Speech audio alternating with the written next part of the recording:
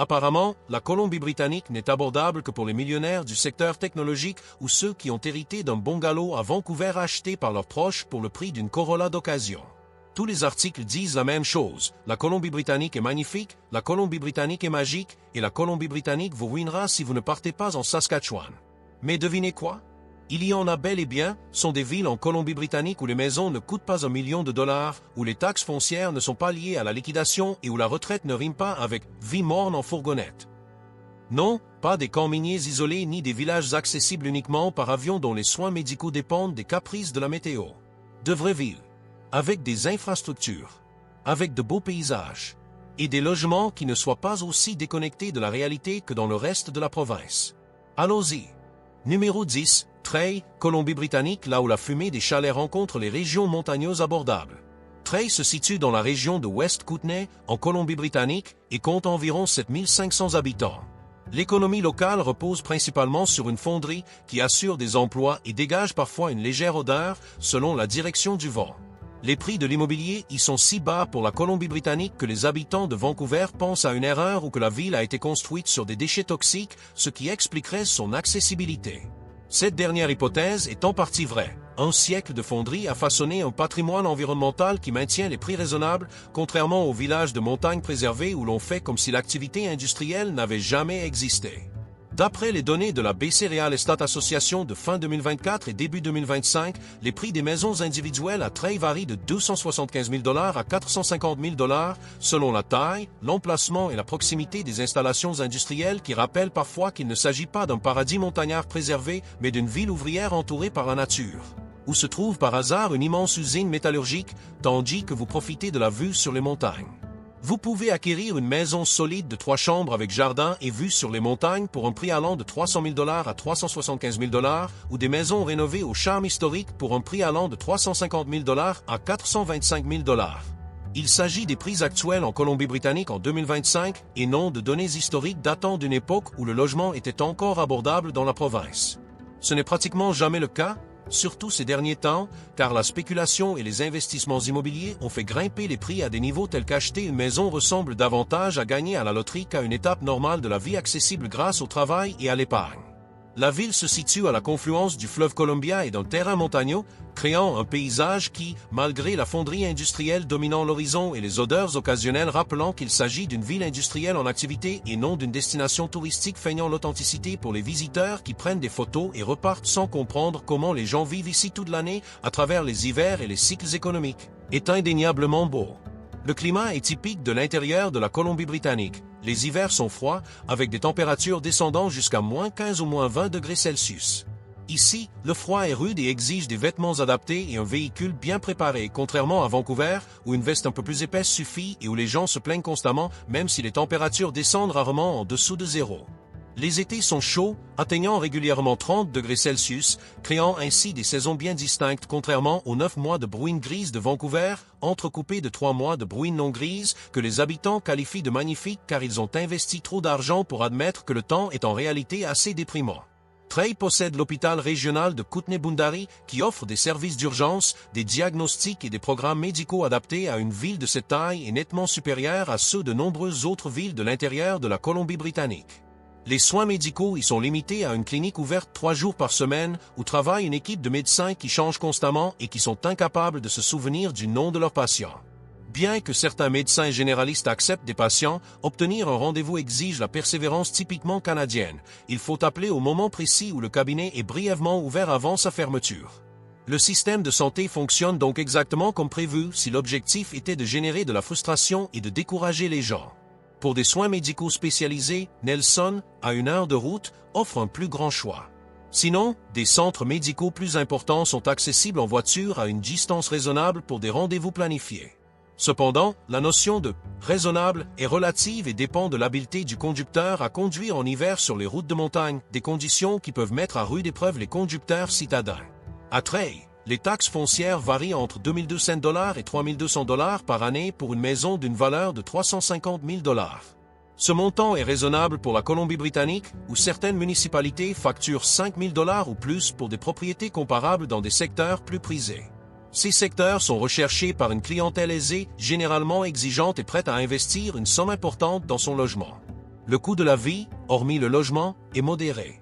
Les supermarchés proposent un choix suffisant, les commerces de proximité couvrent les besoins quotidiens et les services sont facilement accessibles sans avoir à se déplacer fréquemment dans les grandes villes. Si ces dernières offrent une grande variété d'options, elles souffrent aussi d'embouteillages, de foule et de cette impression persistante que tout le monde dépense sans compter, comme si c'était normal. La fonderie exploitée par Teck Resources assure une sécurité d'emploi inhabituelle pour une petite ville de Colombie-Britannique où l'économie dépend souvent des fluctuations du tourisme ou de l'extraction minière, avec des prix extrêmement volatiles qui rendent la planification difficile et des licenciements si fréquents qu'ils sont source d'anxiété. Pour les retraités, la fonderie joue un rôle moins important que pour la population active, si ce n'est qu'elle assure la viabilité économique de la ville et garantit le maintien des services publics au lieu de la transformer en un amas de bâtiments abandonnés et de commerces fermés, donnant à la retraite l'impression de vivre dans un organisme qui se meurt lentement, dont les beaux jours sont clairement révolus et dont les perspectives d'avenir ressemblent à un déclin contrôlé, plutôt que revitalisation. Malgré son caractère industriel, la zone de loisirs de Treilles accorde une grande importance à l'accès à la nature. Les sentiers de randonnée dans les montagnes environnantes offrent une expérience authentique en pleine nature, sans foule, sans permis ni frais, autrement dit, sans aucune intention de soutirer de l'argent aux personnes qui souhaitent simplement profiter de la nature. Facilement accessible, la station de Red Mountain, toute proche, propose un ski authentique, loin de la foule de Whistler, à des prix abordables uniquement pour ceux qui disposent de revenus élevés dans le secteur des technologies. L'accès au fleuve Columbia offre des possibilités de pêche et de navigation pour ceux qui privilégient les activités de plein air au restaurant et au divertissement. La ville entretient correctement ses parcs et ses installations, et sa proximité avec Nelson, à 45 minutes de là, offre des atouts culturels et une infrastructure touristique dont Treilles est dépourvue, car les villes industrielles avec des aciéries n'attirent généralement pas les touristes en quête d'expériences dignes d'Instagram, à moins que leur esthétique Instagram n'inclue les cheminées et le patrimoine industriel que certaines personnes trouvent, il faut l'admettre, magnifique dans cette photographie de style documentaire qui idéalise la vie de la classe ouvrière à distance. Un retraité qui a quitté Kelowna pour Treilles décrit ainsi sa nouvelle ville. Ici, on trouve tout ce qu'on ne pouvait pas s'offrir dans la vallée de l'Okanagan, sans l'arrogance et les hordes de touristes. Kelowna ne ressemblait plus à une vraie communauté, mais plutôt à une station balnéaire pour riches qui s'en servaient comme d'un terrain de jeu. Treilles est un quartier populaire, abordable et entouré de montagnes. Nous avons acheté une maison à 325 000 $ qui aurait coûté plus de 700 000 $ à Kelowna. Et nos taxes foncières sont 2 fois moins élevées. Du coup, on a enfin les moyens de profiter de notre retraite au lieu de juste survivre et de voir nos économies fondre comme neige au soleil à cause du loyer. L'aspect social est façonné par la culture ouvrière de la région de Kootenay qui a acquis un caractère distinctif grâce aux influences italiennes héritées de l'immigration historique. C'est une région sans prétention, centrée sur le hockey et les activités de plein air et qui se soucie généralement peu de l'opinion de Vancouver. Le regard que les Vancouverois portent sur les villes de l'intérieur de la Colombie-Britannique est souvent empreint de condescendance et repose sur l'idée préconçue que tout ce qui n'est pas sur la côte est arriéré. Les habitants de Treilles trouvent cela hilarant, étant donné les prix de plus en plus inabordables de Vancouver pour quiconque n'est pas déjà fortuné. Numéro 9, Castlegar, Colombie-Britannique au confluent de 2 rivières, coût de logement abordable. Castlegar se situe au confluent des rivières Columbia et Kootenay et compte environ 8500 habitants. Son aéroport offre des liaisons inhabituelles pour une ville de cette taille, et les prix de l'immobilier y sont tels que Kelowna et Penticton apparaissent comme les destinations touristiques hors de prix qu'elles sont devenues, où les habitants sont de plus en plus déplacés par les propriétaires de résidences secondaires et les investisseurs immobiliers qui considèrent le logement comme une marchandise plutôt que comme un fondement de la communauté. D'après des données récentes du marché immobilier de la Colombie-Britannique, les prix des maisons individuelles à Castlegar varient de 325 000 $ à 500 000 $ selon la superficie, l'emplacement et l'état. On trouve des maisons unifamiliales solides entre 375 000 $ et 450 000 $ et des maisons plus récentes dans des quartiers de choix entre 475 000 $ et 550 000 $. Cela peut paraître cher, mais si l'on considère que des maisons comparables à Kelowna coûtent entre 700 000 $ et $1 million et que Penticton est à peine plus cher en comparaison, ces prix sont presque si élevés que seuls les plus riches peuvent se les offrir. Nichée au cœur d'un paysage époustouflant de l'intérieur de la Colombie-Britannique, là où rivières et montagnes se rencontrent, la ville offre un cadre véritablement pittoresque, sans avoir recours au marketing agressif des offices de tourisme ni à des photos embellissantes. C'est un véritable tour de force, car la réalité est d'une beauté authentique si l'on apprécie les rivières, les montagnes et un paysage préservé, non transformé à outrance et optimisé pour un profit maximal au mètre carré. Castlegar dispose de services médicaux, notamment des cabinets de médecine générale. L'hôpital régional de Kootenay-Boundary, à Trail, à seulement 30 minutes, offre des soins d'urgence et médicaux plus complets, suffisants pour la plupart des cas ne nécessitant pas de grands centres de traumatologie ou de traitement hautement spécialisés. On trouve des médecins généralistes dans la région, mais en trouver un peut s'avérer difficile. Il faut beaucoup de patience et être prêt à appeler plusieurs cabinets jusqu'à ce que quelqu'un accepte de vous prendre en charge, sachant que ce cabinet peut fermer ses portes pour une durée indéterminée. Pour des traitements spécialisés, Nelson, à 45 minutes de route, offre un plus large choix dans cette ville artistique de Kootenay. Bien que chère, elle l'est moins que Vancouver. Les grands centres comme Kelowna sont à moins de 3 heures de route pour les rendez-vous nécessitant des soins médicaux plus spécialisés que les petits hôpitaux de province ne peuvent tout simplement pas fournir. On a beau prétendre que les soins de santé en milieu rural sont adéquats, ils souffrent en réalité de modèles de financement conçus pour les zones urbaines à forte densité de population. Les taxes foncières pour une maison de 400 000 $ varient de 2 800 $ à 3 800 $ par année. Ce montant est raisonnable pour l'intérieur de la Colombie-Britannique, où les infrastructures sont en place et fonctionnelles, sans les surtaxes des régions touristiques. Dans ces régions, les municipalités peuvent imposer des taxes plus élevées aux propriétaires qui peuvent se permettre des emplacements de choix. L'aéroport propose des vols vers Vancouver et Calgary, offrant ainsi de meilleures correspondances que les villes de taille similaire de l'intérieur de la Colombie-Britannique, où il faut souvent voyager pendant des heures vers les grandes villes pour prendre un vol. C'est particulièrement important pour les retraités ayant de la famille à Vancouver ou pour ceux qui doivent voyager occasionnellement. Les activités de loisirs comprennent des sentiers de randonnée à travers toute la région, du ski à Red Mountain, offrant des sports d'hiver authentiques loin des foules de touristes, des sports nautiques sur les rivières pour la pêche et la navigation, et la proximité de Nelson avec son offre culturelle et ses infrastructures qui font défaut à Castlegar. L'héritage d'Doukhobor façonne la culture unique de la région, notamment grâce à des sites historiques et des musées qui la rendent intéressante au-delà de ses paysages, transmettant une histoire authentique plutôt qu'un patrimoine mis en scène pour le tourisme. Un couple ayant vendu sa maison à Abbotsford a décrit Castlegar comme un endroit où ils ont redécouvert des biens immobiliers abordables en Colombie-Britannique que nous pensions avoir disparu. Les prix de l'immobilier à Abbotsford étaient si élevés que leur maison était estimée à 800 000 $, un prix absurde pour une simple maison de banlieue sans charme particulier ni vue imprenable. À Castlegar, ils ont pu acheter une maison plus agréable pour 400 000 $, épargner la différence pour leur retraite et vivre dans un cadre champêtre authentique, loin des centres commerciaux et des embouteillages. On se demande alors si la vie en banlieue est vraiment une vie ou simplement une façon coûteuse de vivre près des villes sans en profiter. Numéro 8, Cranbrook, Colombie-Britannique, centre régional de l'Est de Kootenay avec service réel. Cranbrook, situé dans l'Est de Kootenay, compte environ 20 000 habitants, ce qui en fait davantage une petite ville qu'un village. Cependant, ses prix immobiliers et son mode de vie lui valent sa place dans ce classement. En effet, elle offre des services et des commodités qui font défaut aux petites villes, tout en conservant une accessibilité financière que les grandes villes de Colombie-Britannique ont compromise par la spéculation. Dans ces villes, le logement est perçu comme un placement qui enrichit les propriétaires tout en excluant tous ceux qui souhaitent accéder au marché.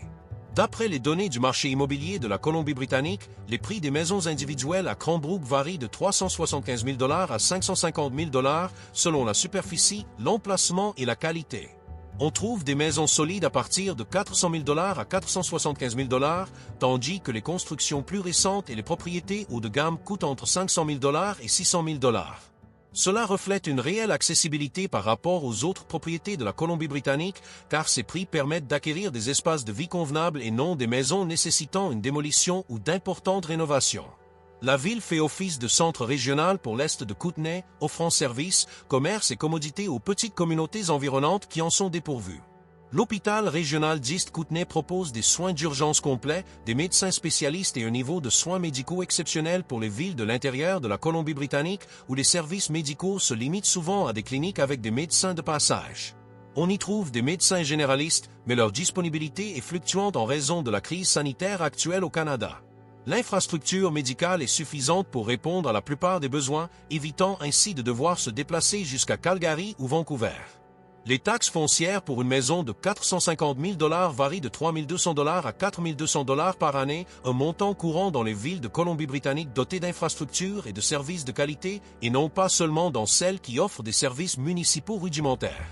Les possibilités de loisirs ne manquent pas. La station de ski de Kimberley, avec ses pistes de descente, est à seulement 25 minutes. Les terrains de golf sont nombreux pour les amateurs, et l'on peut profiter de la beauté des Rocheuses sans les prix exorbitants de Banff ou de Comores, qui exigent un salaire élevé dans le secteur des technologies ou un héritage important. Si ces prix en Colombie-Britannique vous semblent encore élevés, consultez notre vidéo sur les villes canadiennes où vous pouvez acheter une maison pour moins de 150 000 $, car parfois, abordable signifie vraiment bon marché et pas seulement moins cher que la folie ambiante de Vancouver. La ville bénéficie d'excellentes infrastructures, avec des commerces, des restaurants, des divertissements et des services souvent absents des petites villes. Comme l'a exprimé un retraité de l'île de Vancouver, « Soudain, je peux à nouveau vivre confortablement. À Victoria, le loyer et les dépenses courantes absorbaient 60% de mes revenus. Le coût du logement à Cranbrook est abordable, ce qui me permet de faire autre chose que manger du riz et des haricots, voyager de temps en temps et épargner un concept totalement étranger après des années passées en ville. Numéro 7, Williams Lake, Colombie-Britannique. La culture cow-boy de Caribou rencontre l'accessibilité. Williams Lake est situé dans la région de Caribou, en Colombie-Britannique, et compte environ 11 000 habitants. La ville témoigne de son passé de ville de ranch et ses prix immobiliers rendent Prince George presque aussi cher qu'on le prétend, ce qui est d'autant plus remarquable que Prince George est une ville industrielle du nord de la Colombie-Britannique et n'est pas vraiment réputée pour ses prix immobiliers élevés. Les maisons individuelles coûtent entre 275 000 $ et 425 000 $. On peut acheter de bonnes maisons pour 300 000 à 375 000 $. L'hôpital Caribou Memorial offre des soins d'urgence et médicaux adaptés à la région. La culture du rodéo demeure importante. Le rodéo de Williams Lake attire chaque année de nombreux visiteurs et contribue à forger l'identité de la région, davantage ancrée dans son histoire d'élevage bovin que dans le tourisme ou l'extraction des ressources. Les taxes foncières annuelles varient entre 2 200 $ et 3 200 $ environ, ce qui représente l'un des taux les plus bas de la Colombie-Britannique pour une ville dotée d'infrastructures. Les possibilités de loisirs incluent la randonnée, la pêche et d'autres activités de plein air qui ne nécessitent ni abonnement coûteux ni lieu bondé. La région offre des lacs, des sentiers et un accès à une nature préservée. Un couple de Penticton témoigne. Penticton était devenu inabordable, même sans emprunt, en raison des taxes foncières élevées. À Williams Lake, nous avons trouvé une maison à 300 000 $ plus grande et plus belle que celle que nous avons vendue à 550 000 $ et les taxes sont moins élevées aussi. Avant d'explorer des villes plus abordables en Colombie-Britannique, veuillez cliquer sur le bouton « S'abonner » comme si vous cherchiez à échapper aux prix élevés de l'immobilier à Vancouver et laissez un commentaire sur ce qui est le plus important pour vous dans le choix de votre résidence de retraite, car je veux savoir si vous privilégiez les soins de santé, le climat, le coût ou simplement un bel emplacement. Numéro 6. Quesnel, Colombie-Britannique, centre intérieur, là où le nord de la Colombie-Britannique devient vraiment abordable. Quesnel, situé au centre de la Colombie-Britannique, compte environ 10 000 habitants. Les prix de l'immobilier y sont si bas pour la province que les résidents côtiers pensent souvent à des arnaques ou à des bâtiments délabrés. Les maisons individuelles coûtent entre 250 000 $ et 375 000 $. On trouve des maisons de 3 chambres en bon état à partir de 275 000 $ jusqu'à 325 000 $. L'hôpital G.R. Baker Memorial assure les urgences. Prince George, situé à 1 heure au nord, offre des services médicaux spécialisés. Les taxes foncières varient entre 1 800 $ et 2 800 $ par année, ce qui est parmi les plus basses de la Colombie-Britannique. Le déclin démographique a entraîné un surplus de logements, maintenant ainsi les prix bas, l'offre étant supérieure à la demande. Les activités récréatives comprennent la pêche en rivière, la randonnée en forêt et l'accès à la nature sauvage. Un retraité de Victoria témoigne. Le coût de la vie à Victoria nous ruinait, même si nous avions fini de payer notre appartement. À Quesnel, nous avons acheté une maison pour 290 000 $ avec des taxes foncières inférieures à 2 000 $. Du coup, après avoir déduit les frais de logement, il nous restait de l'argent. Numéro 5, Merritt, Colombie-Britannique, vallée de Nicolas, vivre avec l'héritage de la musique country. Merritt est situé dans la vallée de la Nicolas, en Colombie-Britannique, et compte environ 7 500 habitants. Les prix de l'immobilier y varient de 275 000 $ à 450 000 $. Les inondations de 2021 ont perturbé le marché immobilier, mais les propriétés situées hors des zones inondables se vendent entre 300 000 $ et 375 000 $. L'hôpital de Nicolas Valley offre des soins d'urgence. Des médecins spécialistes de Kamloops sont à 1 heure de route. Les taxes foncières varient entre 2 500 $ et 3 500 $ environ. Les activités récréatives comprennent la randonnée, la pêche et d'autres activités de plein air dans le cadre pittoresque de la vallée. Un couple marié de Kelowna a déclaré « Mérite nous a permis d'acheter pour 325 000 $, ce qui a réduit nos dépenses à tel point que nous pouvons vivre confortablement avec notre pension au lieu d'avoir à choisir entre la nourriture et les services publics comme à Kelowna où les coûts étaient devenus insupportables. » Numéro 4, 100 Mile House, Colombie-Britannique, ville forestière de la région de Caribou aux prix abordables. Située dans la région de Caribou, 100 Mile House compte environ 1900 habitants. Le prix des maisons varie de 200 000 $ à 350 000 $. Les maisons solides coûtent entre 225 000 $ et 275 000 $. L'hôpital général du district de 100 Miles assure les urgences. Williams Lake se trouve à 1 heure au nord et Kamloops à 2 heures au sud, où l'on trouve des spécialistes. Les taxes foncières annuelles s'élèvent à environ 1 600 $ à 2 600 $, ce qui est parmi les plus basses de la Colombie-Britannique. Les possibilités de loisirs comprennent la pêche dans les lacs environnants, la randonnée et d'autres activités de plein air. Un retraité de Nanaimo a déclaré « Les frais d'acquisition, les taxes foncières et le coût de la vie à Nanaimo absorbaient la totalité de nos revenus de retraite. » Le projet 100 Mile House nous proposait une maison à 240 000 $ avec des taxes annuelles inférieures à 2 000 $. Numéro 3, Port Alberni, île de Vancouver, la seule ville insulaire de cette liste. Port Alberni compte environ 18 000 habitants et est la seule ville de l'île de Vancouver. Les prix de l'immobilier y étant devenus si élevés, le reste de la Colombie-Britannique semble relativement abordable. Les maisons individuelles coûtent entre 375 000 $ et 550 000 $.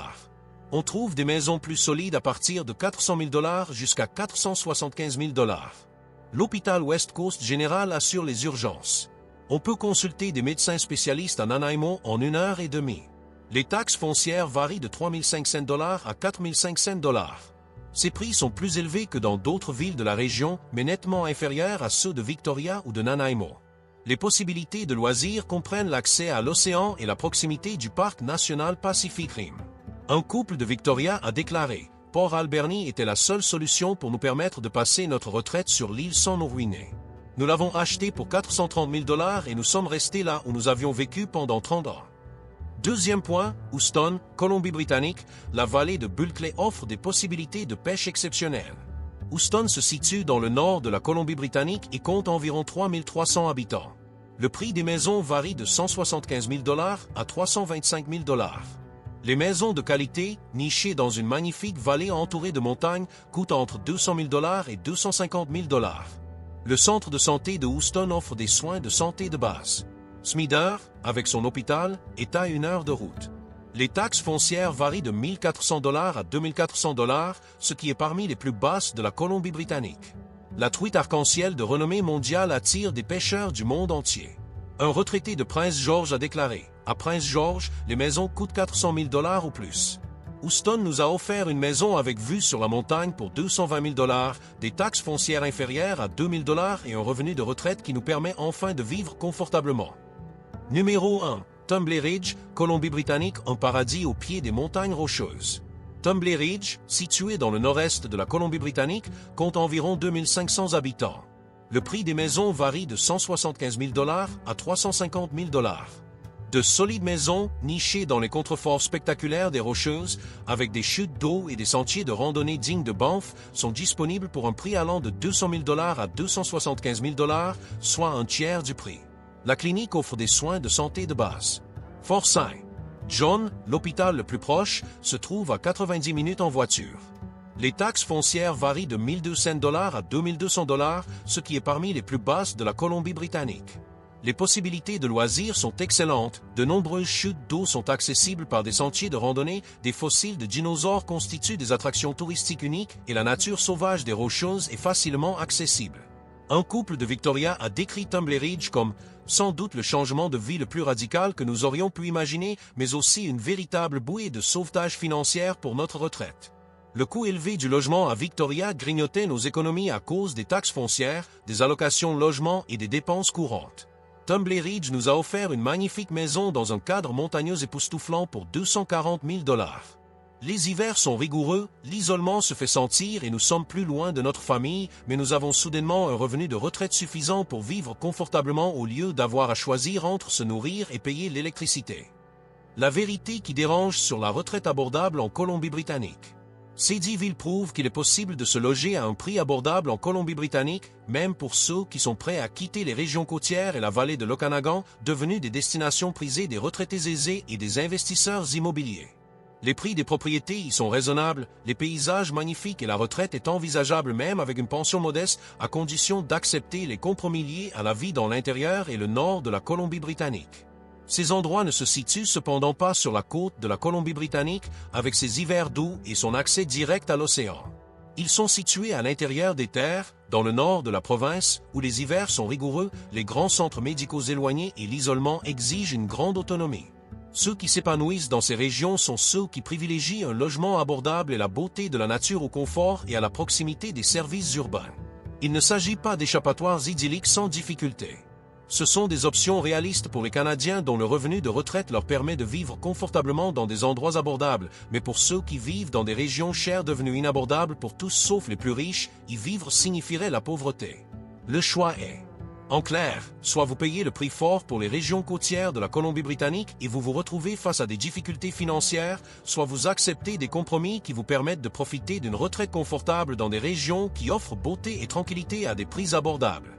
Abonnez-vous à la chaîne si vous avez appris que des logements abordables existent en Colombie-Britannique, même dans des endroits non mis en avant par le secteur immobilier, et n'hésitez pas à commenter les compromis que vous seriez prêt à faire pour une retraite abordable. Ces échanges aident les gens à prendre des décisions réalistes au lieu de se fier à la publicité qui sert les intérêts des agents immobiliers plutôt que ceux des personnes qui souhaitent profiter de leur retraite dans la dignité.